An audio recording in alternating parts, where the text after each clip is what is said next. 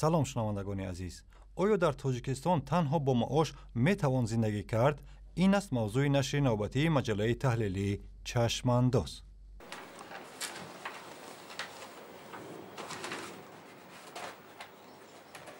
نوبهار جورایف با قریب 30 سال سابقه آموزگاری تا حال اجاره‌شین است. از 1000 سومانی معاشی که میگیرد، این آموزگار 57 ساله صاحب 5 فرزند $100 را برای حجره یک خانگی اجاره‌اش در یک کناره دوشنبه میدهد. نوبهار جورایف 3 روز در هفته در مکتب رقم 14 ناحیه یاوان 55 کیلومتری جنوب دوشنبه از زبان روسی درس میدهد و قریب 300 سومانی دیگر از معاش او صرف رفت آمد در این راه دراز می شود. نه نمیرساند. خیر باز یاردم هست، با یاردم میکنن، خشت بار داریم با یاردم میکنن. خلاصه که ما میگذرانیم، روزمون میگذرانیم. بنا به حساب کمیته آمار اسنگ اتحاد کشورهای مشترک المنافع، معاش میانه در تاجیکستان در ماه دکبر سال 2014 به 964 سومانی رسید که با قرب امروزه چیزی بیشتر از $150 و تقریبا برابر معاش ماهانه قهرمان ماست. تحلیل قیاسی نشان می‌دهد که معاش میانه در تاجیکستان در بین کشورهای پساشوروی پایین‌ترین است. برای مثال، معاش میانه در روسیه در ماه دکبر حدود $700، در قزاقستان قریب 800 و در قرقیزستان همسایه و از نگاه اقتصادی قریب هموزن تاجیکستان $270 را تشکیل داده است. سوال این است که این 964 سومانی معاش میانه‌ای که در تاجیکستان می‌دهند تا کجا می‌تواند زندگی شایسته یک طرف اقلاً گذران زندگی مردمش را تأمین کند، به خصوص در شرایط خانواده‌های اکثراً 3 فرزند و نرخ‌های آسمانبوس در بازارهای این کشور. معاش‌های پس به باور صاحب نظران به تمام ساحات زندگی تاجیکستان تأثیر گذاشته این کشور را در یک حالت از هر لحاظ خیلی آسیب‌پذیر قرار می‌دهد. 1 میلیون مهاجر ما امروز به دلیل پس بودن معاش در داخل کشور در خارج کشور قرار دارند. در روسیه همین 1 میلیون ما در روسیه که هست، یعنی از نگاه سیاسی ما الکی پایبند آن کشور میشویم. در تاجیکستان هنوز در سال 2009 قانون درباره حد اقل زندگی قبول شد که زیر این مفهوم ارزش ثبات استعمالی و مبلغ پرداخت‌های حتمی را در نظر داشته و حد کمبزاعتی را همچون معیاری درآمدها برای قانع گردانیدن طلبات حیاتاً مهم انسان ولی وابسته به امکانیت‌های اقتصادی تاجیکستان معنی داد می‌کند. سبد استعمالی در این قانون همچون مجموعی حداقل محصولات آذوقه، محصولات غیر آذوقه و خدمت رسانی که برای نگهداری سلامتی انسان، تأمین حیات و فعالیت او ضرورن تعبیر شده است. اما سبد استعمالی تاجیکستان چی دارد؟ معلوم می شود یک آدم در یک ماه باید 20 دانه تخم، 3 کیلو گوشت، 3 کیلو جرغات، 7.5 لیتر شیر، از 2 تا 3 کیلو برنج و نسک و نخود و دیگر غذای دانگی تا 12 کیلو میوه و سبزیجات و 30 نان استعمال کند. این سبد چیزهای غیر خوردنی چون توقی و پالتو، کورتا و کاستیوم، لباس تک، پای افزال، کورپای و بالین، صابون و شامپون، خاکه دندان و داروار و پول خدمت‌های چون گاز و برق، آب و گرمی، کانالیزاسیا و خرج نقلیات را هم در بر میگیرد. مقامات در مجموع نرخ سبد استعمالی را به هر سر اهالی تاجیکستان 475 سومانی حساب کردند که بسیاری ها به درستیش شک دارند. ولی حتی این 475 سومانی هم خارج از توان بسیاری از خانواده هاست. در نتیجه بسیاری ها فرق بین معاش و نیازهای زندگی خود را از حساب درآمدهای علاوه‌ای از جمله با کار کردن در چند کارخانه، دهقانی و باغداری، تجارت و یا اگر منصبی داشته باشند از حساب پاره گرفتن از کار افتاده ها پر میکنند. در ما فرض کردیم کروپسیا یا فساد یا پاره این یک چیز معمولی می شود. همه یعنی برای پیش بردن زندگی یا اقلا برای پیش بردن هم نباشد، برای تامین خودشان، روزگار خودشان و فرزندانشان، برای دریافت مثلا رزق روزی از پاره استفاده میکنند. یعنی پاره میگیرند چون با معاشی که امروز در ماه هست پس سر کردن مثلا 1 ماه غیر امکان است. این فرهنگ حالا در ذهنها چنان جا شده است که در جامعه تاجیکستان با کسی که از حساب فساد و رشوه برای خود مال و حال ساخته است نظر به یک آموزگار پایبند معاش حلال ولی ناچیز بالاگذر است. با این وجود قهرمان ما نوبهار جورایف خیلی شکستن افسانه میگوید که پول کم ولی حلال معلمیش برکت دیگر دارد. خیلی ما نمیگیم که اولی کم است، خیلی نرخ وزین خیلی یک ایلوژ میکنیم زندگی میکنیم. چه کنیم؟ ما سالهای 93 94 معلم کار میکردیم، 3 معاش ما برای یک خلطه ارد نمیرسید. از معاش ما قریب اگر تنها ارد اگر خرم یک 10-12 خلطه ارد میشود. این یک پیشروی است.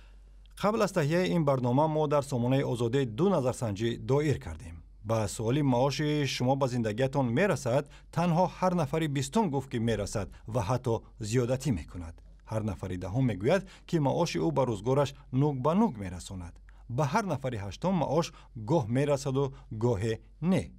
7.5% اقرار کردند که غیر معاش درآمد دیگر هم دارند. ولی بیش از 60% از 847 نفری تا روز 11 مارس پاسخ داده علم کردند که هر ماه تا معاش نو قرض میگیرند. در نظرسنجی دوم به این سوال که خرج عائله شما در یک ماه چقدر است، تا روز 10 مارس از بیش از 1100 نفر 5% یا هر نفری 20 بودجه ماهانه عائله خود را تا 500 سومانی، 15% تا 1000، چهاریک پرسیده شده ها تا 2000 و 35% یا هر نفری سیوم بیش از 2000 سومانی برآورد کرده اند. هر نفری دهم گفت خرج خود را حساب نمی کند. ولی بیش از 7% معتقدند که برای برآوردن همه خواستهای آنها در یک ماه میلیون هم کمی می کند. عین پرسش را ما در کوچه های دوشنبه از رهگذران کردیم. نمیرسه. یک لینچه ارد 180 سومون، 1 کیلو کارتوشکا 2 سومون، 3 سومون بود بعد 2 سومون شده. ای کجا 300 سومون میگیری، ای کجا وای میرسه 620 سومون میگیرم. خیلی هم چخیل بگم دارم زندگی هم چند خب بگم هم خیلی جوز یالین چوری چی هستش از پانس ماه هم یک ماه شخصا من میرسمونه که تو ماه دیگر قرضور نمیشه. چخیل قرضور نمیشه زیاد مشیز قیمت میشه بخواه نخواه میشه زیاد مگزین من شخصا 150-160 سومون قرضورم با لکتر باویلی که دیگه را نصیب بگیریم انشاءالله خواهد میتونیم. У меня за свет платить надо, за детей платить в школу надо. Не хватает денег, честно говоря. Не знаю, как все люди вот живут. Кто в банках, кто где работает. Какая у них зарплата, как они живут. Ну, у них хай, честно говоря, сыр в масле у них. این هم صحبت اخیر ما حد زد که در تاجیکستان منصبداران و شاید هم کارمندان بانک نانشان در روغن باشد. اما در اصل کدام کسب‌ها در این کشور معاش خوبتر دارند؟ بنا به آمار رسمی سال 2013 چمپیون در حقیقت میانه‌روها و کارمندان نهادهای مالی که هم صحبت ما به حیات روغنیشان حسد می‌برد بودند. معاش آنها 2 سال پیش 2300 سومانی یا $450 با قرب همان وقت بوده است. در جای دوم با 1800 سومانی ماهانه کارمندان علاقه و نقلیات و ساختمانچیان با $400 معاش در جای سوم قرار داشتند. اما در این چمپیونات از همه عقب کارمندان طب و معارف و کشاورزان و جنگلبان‌هایند، چون که معاش میانه معلمان 700 سومانی بوده، حالی باز هم بدتر از دهقانان و جنگلبان هاست که همگی از 200 تا 300 سومانی مزد ماهانه میگیرند. در تاجیکستان معاش مردم را معمولاً با پول ملی میدهند و مقاماتش با آن میفخرند که از سال 2008 به این سو معاش میانه در این کشور قریب 3 مراتبه بالا رفته از 333 به 964 سومانی رسیده است. همینطور قرار است ماه سپتامبر سال جاری معاش و نفقه هایی را که از بودجه دولتی پرداخت می شوند باز از 15 تا 30% بالا برده معاش حداقل در کشور یک باره از 250 به 400 سومانی رسانده شود. اما کاهش پیوسته قرب سومانی، تورم و افزایش پیوسته نرخ و نوا این همه معاش‌های افزوده را هر دفعه به یک مبلغ ناچیز و برای تامین زندگی ناکافی تبدیل می دهد. قهرمان ما نوبهار جورایف هم با 100 سومانی پولی که در جیب داشت برای خرید این هفته‌اش به بازار رفت. این پول او تنها برای خریدن کمی کارتوشکا و پیاز و سیب، 20 دانه تخم، 1 کیلو گوشت و 400 گرم حسیب کفایت کرد. و نوبهار جورایف خریدهای کلانترش از جمله ارد را تا معاش نوش قفا پرداخت. اما زندگی البته فقط عبارت از خوردن و پوشیدن نیست. خصوصا برای قشر روشنفکر از جمله آموزگاران غذاهای معنوی چون کتاب نیز مثل آب و هوا لازم است. با نرخ‌های به گفته یک ادیب تاجیک برابر یک لینچه ارد کتاب‌ها در تاجیکستان و هم به دلیل تنگی منزل یک حجرگیش نوبهار جورایف کدام رفی کتاب ندارد. تمام کتاب و دفتر لازم برای آموزگاریش را او در یک جامدان جا کرده است، ولی باز هم در ایوان خانه تنگش یک گوشه کوچک فرهنگی برای خود ساخته است، جایی که او روزنامه می‌خواند، تلویزیون تماشا می‌کند و هم بعد درس‌هایش تیاری می‌بیند. اما این آموزگار اقرار می‌کند که دیر باز نه به تئاتر پا گذاشته است و نه به کینوتئاتر. رفتگی نه، یکم نرفتم چون که وقتم نیست. پاگاهی بر وقت کار میریم، بیگاهی میبیم. روزی استراحت میکنیم. با تئاتر و با کینو وقت نداریم.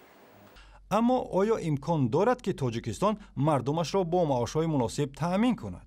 اقتصادشناس صابر وزیروف با تأسف میگوید به جز انداز و گمرک منبع بیشتری برای بالا بردن معاش‌ها در کشور وجود ندارد.